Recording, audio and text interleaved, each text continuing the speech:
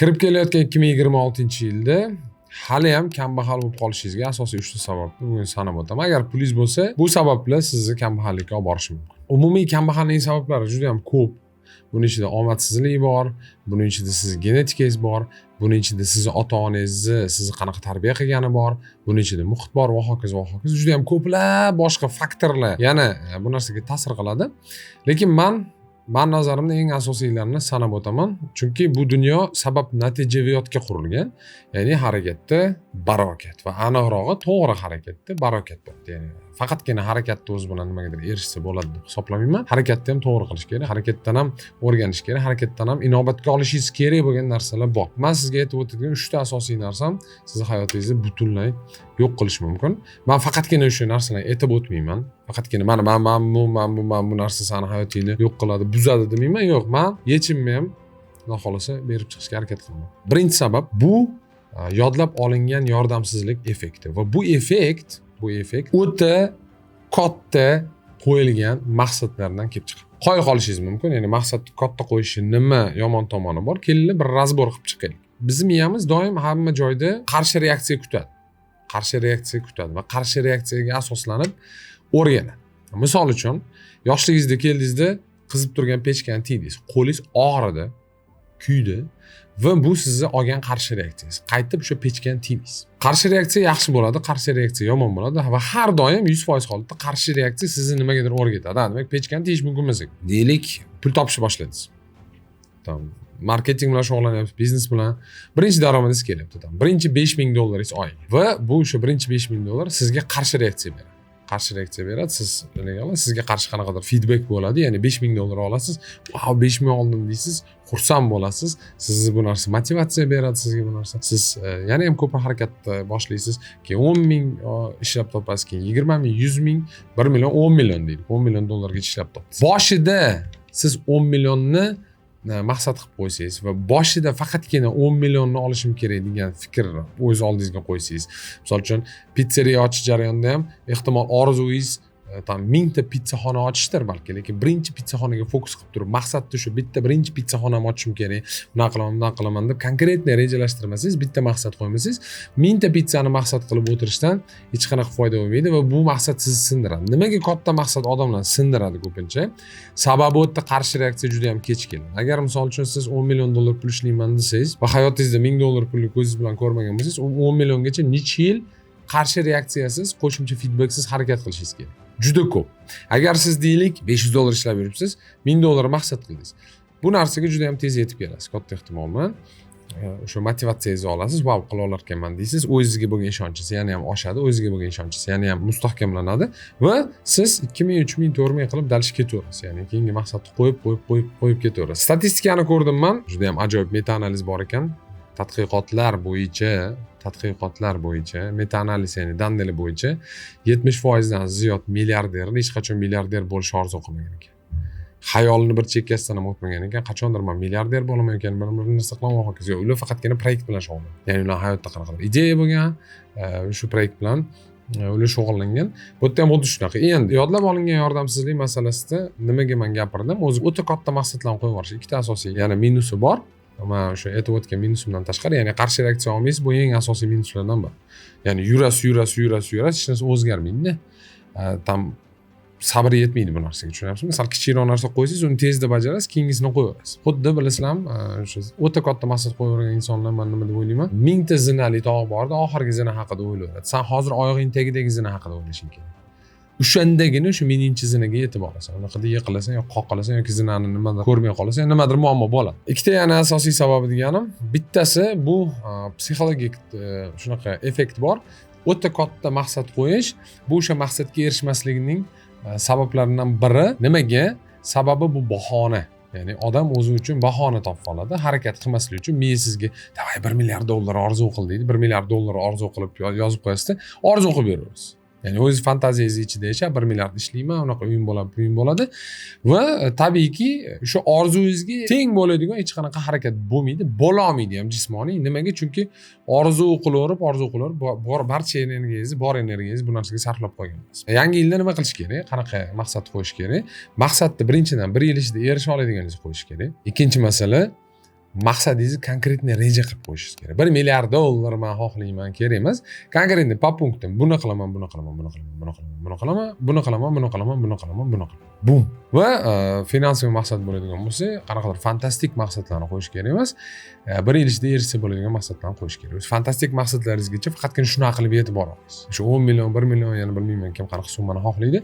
Faqatgina mana shu mayda qadamlar orqali o'tgacha yetib borsa bo'ladi, boshqa hech qanaqa ilojisi yo'q. Ikkinchi masala va siz hayotingizga katta to'sqinlik qilishi mumkin bo'lgan va men o'zim realniy hayotda ko'p keyslarda ko'rgan narsam bu maslahatlashmaslik. Ya'ni bu yerda maslahatlashmaslik deganda men kibrni nazarda tutyapman. Bilimga tegishli kibr bor. Bu eng katta xavfli kibrlardan biri. Ya'ni men zo'rman deb o'ylash bu o'z yo'liga. Bundan xavfliroq kibr men hamma narsani bilaman.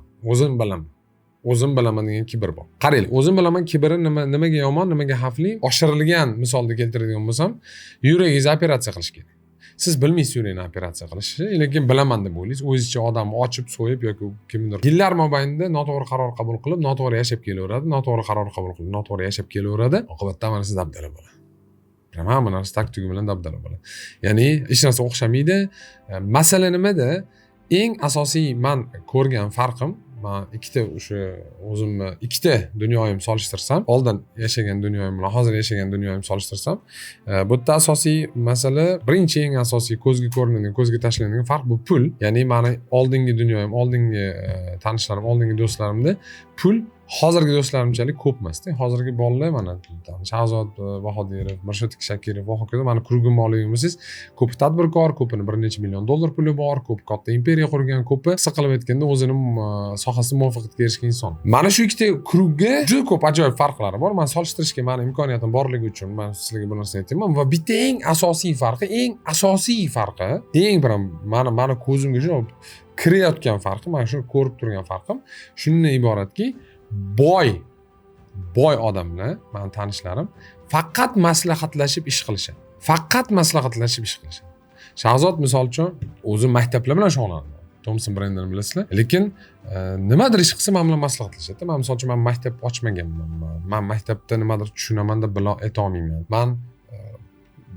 Men boshqa ish bilan shug'ullanaman. Ya'ni ishimiz bir xil, ta'lim, meniki onlayn. Lekin shunga qaramasdan bu yigit mendan misol uchun maslahat oladi. Har doim nimadir qilishdan oldin, nimadir proyekt qilishdan обязательно bizda maslahat bor, maslahatlashamiz. Va hattoki Mirshod aka ham shuncha tajribali inson ham men bilan maslahatlashadi, kimdir bilan maslahatlashadi. Hattoki deylik, boshqa ustozlarni olsanglar ham, Hasan Husan aka, Mamasa Idiflar, boshqa ustozlar va hokazolar juda ham ko'pi. Misol uchun men kichkinaman ulardan, yoshim kichkina, ularning puli ko'p menikidan deylikda, lekin baribir misol uchun onlaynga kelganda, boshqa sohaga kelganda mendan maslahat so'rashadi. Lekin mana bu meni eski krugim. Umuman hamma narsani o'zlari bilishadi. Eng qizig'i bu krug to'xtamasdan xlab yotibdi.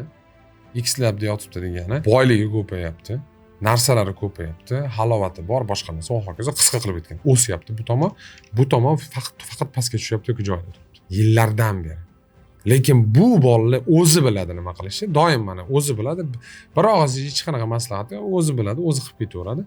Borib xato qiladi, yana qaytib shu xatoni qaytaradi. Men bu tomon to'xtamasdan maslahatlashadi. Shuning uchun sizni 26-yilda nima sindirishi mumkin? Bemaslahat ishla. Обязательно odamlar fikrini eshitinglar.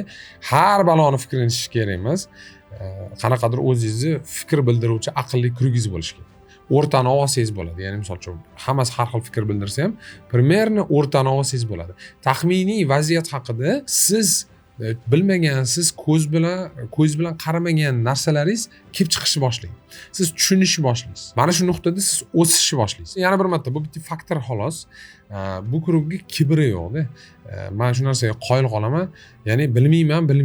Men bilmayman. To'g'rimi? Sen mendan yaxshi bilasan, men shuni tushuntir yoki sen mendan yaxshi bilasan, yana kimdir bular o'zlari bilishadi. Ya men bilaman, nima qilishni bilaman. Men to'g'ri qaror qabul qilaman deyiladi. Pax orqama-ketin faqatgina noto'g'ri qarorlarni qabul qilinadi. Men o'zim uchun bu narsani davomdan tushunib olganman. Nima qilishimdan qat'iy nazar, men obязательно maslahatlashaman.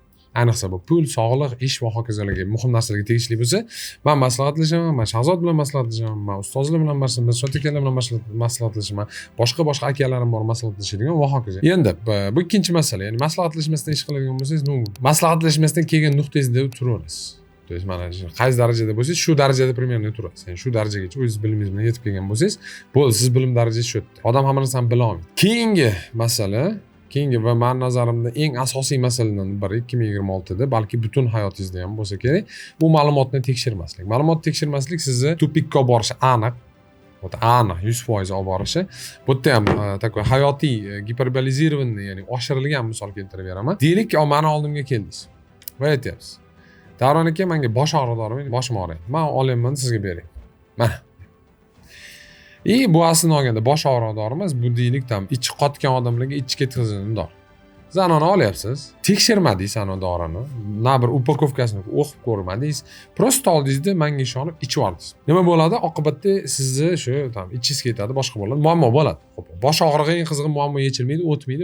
Ham boshingiz og'riydi, ham qo'shimcha muammo paydo bo'ladi. Keyin meni oldim kelasiz, aytasizki, menga deysiz, "Men bunaqa dori beribsan-ku, nimaga bunaqa qilding?" desa, men ham tekshirmagan bo'laman. Men ham aytaman, "Menga bu bosh og'riq dori deb olib kelib berdi bir kishi bir hafta oldin" deyman. Tushunasizmi? Bu yerda menda ham ayb yo'q deb tuyuladi. O'sha mendan so'ragan odamda ham ayb yo'q deb tuyuladi. Aslida olganda ayb menda ham, unda ham. Chunki tekshirilmagan. Ma'lumot tekshirmaslik doim xatoga olib keladi. Doimiy ravishda xatoga olib keladi. Imkon qadar kattaroq bazasini ko'rib chiqing har safar. Kattaroq, ko'proq, ya'ni foiz nisbatda oling. Hech qachon men sizlarga real hayotni ko'rsataman. Mana deylik, bosh og'riq dori. Bosh og'riq dori deyilishi uchun chet elda har holda aptekaga borib qo'yilib sotilishi uchun shu narsa, bu klinik tadqiqotlar bor. Ya'ni kliniskiy исследование deydi. Klinik tadqiqotlar o'tkaziladi. Ya'ni qanchadir mingta bosh og'rigan odamlar olib kelinadi, ularga beriladi, ularni og'zaki so'raladi. Undan tashqari og'zaki so'rash eng qizig'i, tadqiqotda hech qanaqa rol o'ynamaydi odatda. Faqatgina qo'shimcha kontrol uchun so'rashadi. Ularni fiziologik anaqasini kuzatishadi. Haqiqatan bosh og'riq qoldimi, qolmadimi, tuda-suda. Endi 80% odamda bosh og'rig'i dori qoldi. 20% odamda qolgan. Bu degani 1000 ta odam kelgan bo'lsa, 800 tasida bosh og'riq dori qoldi, dorini deb. 200 tasiga dori ta'sir qilmadi. 200 ta odamga dori ta'sir qilmagan. Lekin 80% ta'sir sifatida ta'sir qilgani uchun bu bosh og'riq dori hisoblanadi. Tushundingizmi? Ya'ni mana shu bosh og'riq dori deb aytgan narsangiz ayrim holatda ishlamasligi mumkin. Ya'ni siz ma'lumotni tekshirayotganingizda bitta narsaga e'tibor berishingiz kerak. Ko'pincha qanaqa bo'ladi? Misol uchun, men universitetni tashladim, boylik chiqib qolibdi. Men universitetni tashladim, mana boyib ketdim. 50 million dollar pulim bor. To'rttasi ko'radi, to'rtta miyasi yo'qlar, boradi universitetni tashlaydi. Keyin nima bo'ladi? Ularning ham 50 million dollar puli bo'lib qoladi deysizlarmi? Menimcha yo'q. Bitta odamni ko'rib turib, mana shunaqa ekan deyilmaydi. To'xtab tur, mana 1000 ta odamni ko'ring, universitetda tashlagan 1000 ta odamni ko'ring va universitetda o'qigan 1000 ta odamni ko'ring. Va solishtirib ko'ring. Tushundingizmi? Keyin bilasiz, realni u ish bor narsami, yo'q narsami, tashlash kerakmi, tashlash kerak emasmi. Tushunasizmi? Vaziyat, holat va hokazo. Shuning uchun ham kimdir siz oldiga kelib turib, mana men bosh og'riq dori ishlamadi deydigan bo'lsa, bu haligi 200 tani ichidagi odam bo'lishi ham mumkin. Bunda ishladi yoki bunda ishlamadi yoki menda ishladi, senda ishlamadi bo'lmaydi, bunaqa qilinmaydi. Umumiy qaraladi har doim. Haqiqatni aniqlamoqchi bo'lsangiz. Mana odamlar nimaga to'xtamasdan tupikka tiqilaveradi. Потому что noto'g'ri ma'lumotni oladi-da va mana shu noto'g'ri ma'lumot asosida qaror qabul qilishni boshlaydi. Noto'g'ri ma'lumot asosida qilingan qaror, misol uchun men deylik, Toshkentda telebashna qatta deb so'rayapti mendan kimdir yoki bilmadim. Yunusobod qatta deb so'rayapti. Men 10 tomonda Yunusobod, misol uchun. Men unga qarayapman-da, prikol qilyapman. Men bu yoqda deb chap tomon ko'rsatyapman. Bu yoqqa borsa Yunusobod topa olmaydi. Ya'ni siz noto'g'ri ma'lumot mendan oldingizmi, siz to'g'ri manzilga yetib bora olmasligingiz aniq. To'g'ri manzilga yetib borish uchun konkretniy to'g'ri ma'lumot kerak. Joyigacha, kilometrigacha, nomigacha. Hayotda ham xuddi shunaqa. Noto'g'ri ma'lumotlarni boshingizga tiqib yotibsizmi? Noto'g'ri kitoblarni o'qiyapsizmi? Keho, dispensation, mana shunaqa narsalarni o'qib yuribsizmi? Natijalarni kutib olasiz. Eng qizig'i boyaga misolda men keltirgandek, hamma narsani umuman noto'g'ri qilib turib ham natijaga erishsa bo'ladi, lekin bunaqa insonlar foizi juda past, kam bo'ladi. Birinchidan, shuning uchun ham aytayapman, qanaqa boy ishni gapirganda og'zingizni ochib eshitavermang. Tekshiring, to'xtab turib, bu mana shu gapirayotgan usullarni yana 10 ming ta odam qilganmikin, hammada o'xshaganmikin, bu balki ano qismidandir, kichkina qismidandir. Umuman noto'g'ri qilib turib omadi kelgan insonlardan. Tushunasizmi? Chunki omad faktorini hech qachon siz yo'q qila olmaysiz, yo'qqa chiqara olmaysiz. Asosiy masala shunda. Shu 3 ta narsani hayotingizda yo'q qilmas ekansiz, katta ehtimol bilan sizni keyingi yilingiz ham juda ham qiyin o'tadi va katta ehtimol bilan qachondir shunaqa fatal xato qilasizki, bor burdingizni yo'qotasiz. Agar bo'lmasa, katta ehtimol bilan hech narsani orttira olmaysiz. Sog' bo'ling, omon bo'ling, meni rivojlantiring. Пока.